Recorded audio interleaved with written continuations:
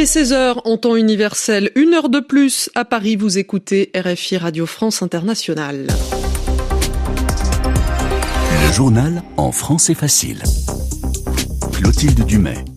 Dans l'actualité aujourd'hui, les premiers licenciements aux États-Unis sous la présidence de Donald Trump. Des agents nommés sous l'ancienne administration sont visés, tout comme les employés des programmes de diversité. Dans ce journal également, la très nette hausse de la superficie de végétation brûlée l'an dernier au Brésil, et les activités humaines en sont en grande partie responsables. Et puis toujours plus de téléspectateurs devant Netflix, la plateforme de séries et films qui enregistre de très bons chiffres pour 2024 après avoir fait le pari gagnant des abonnements avec publicité et des programmes de sport. C'est donc l'une des premières conséquences très concrètes du retour de Donald Trump à la Maison-Blanche. Les premiers licenciements du nouveau président américain. 4 hauts responsables gouvernementaux nommés par son prédécesseur ont été limogés dès hier. Donald Trump menace même de renvoyer 1 millier d'autres personnes de la précédente administration qui ne seraient pas, selon lui, alignées avec sa vision pour rendre sa grandeur à l'Amérique. Autre suspension, celle des employés des programmes de diversité. Ils vont être mis en congé forcé à Verdaguer dès aujourd'hui.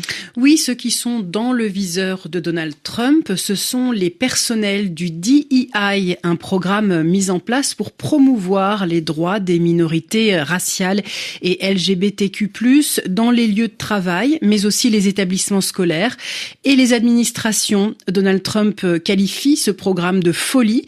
Il estime que c'est une forme de discrimination envers les Blancs. Il a d'ailleurs avisé les fonctionnaires qui travaillaient sur ces questions qu'ils seraient placés en congé administratif payé à partir de 17h aujourd'hui, avant leur licenciement.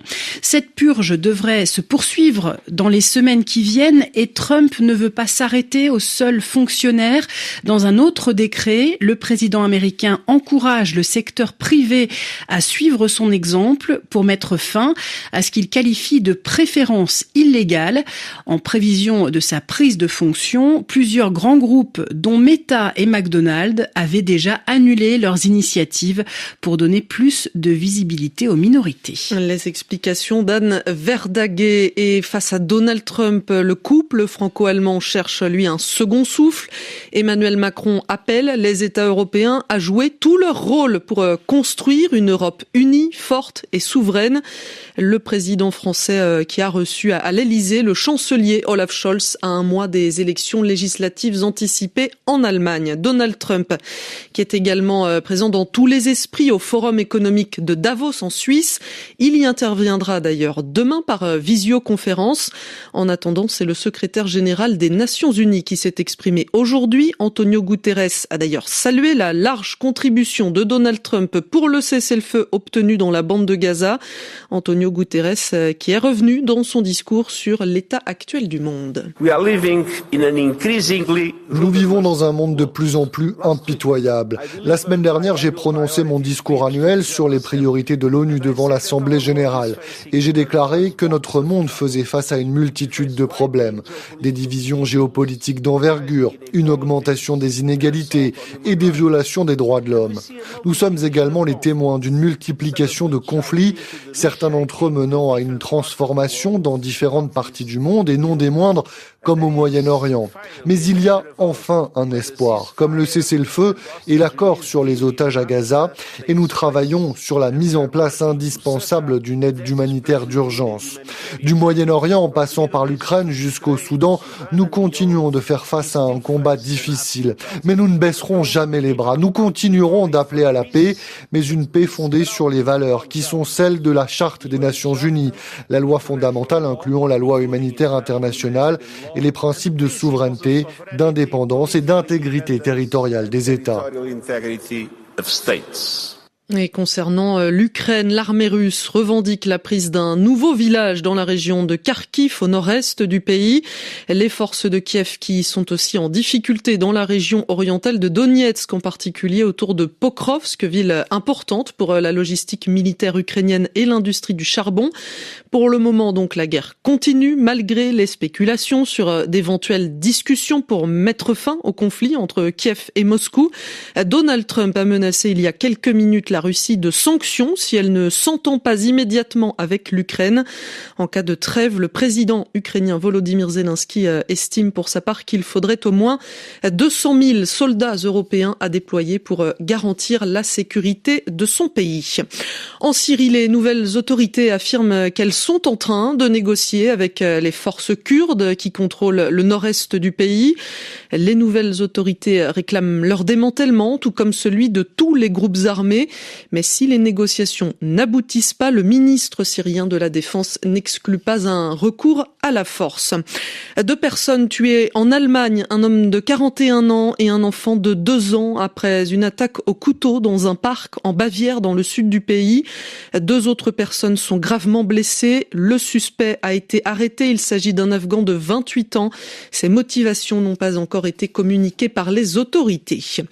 Au Brésil, la superficie de la végétation brûlée par des incendies a augmenté de 79% l'an dernier.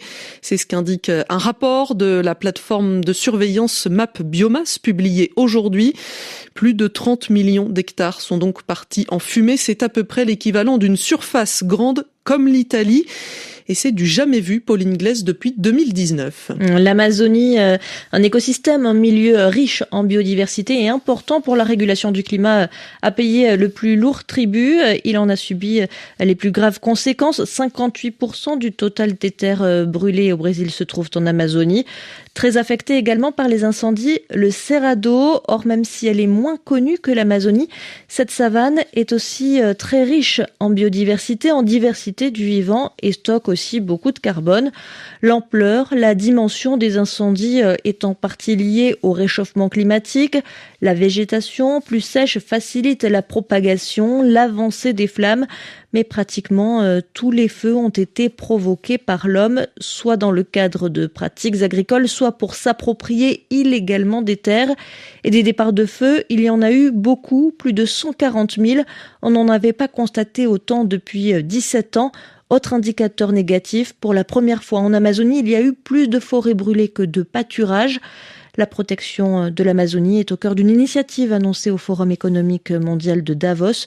Selon Reuters, un investisseur dans les marchés carbone, des ONG et une société de négoce ont allié leurs forces, se sont unis pour lever $1,5 milliard. Les précisions de Pauline Glaise. En France, le projet de loi d'urgence pour Mayotte vient d'être adopté par les députés à la quasi-unanimité.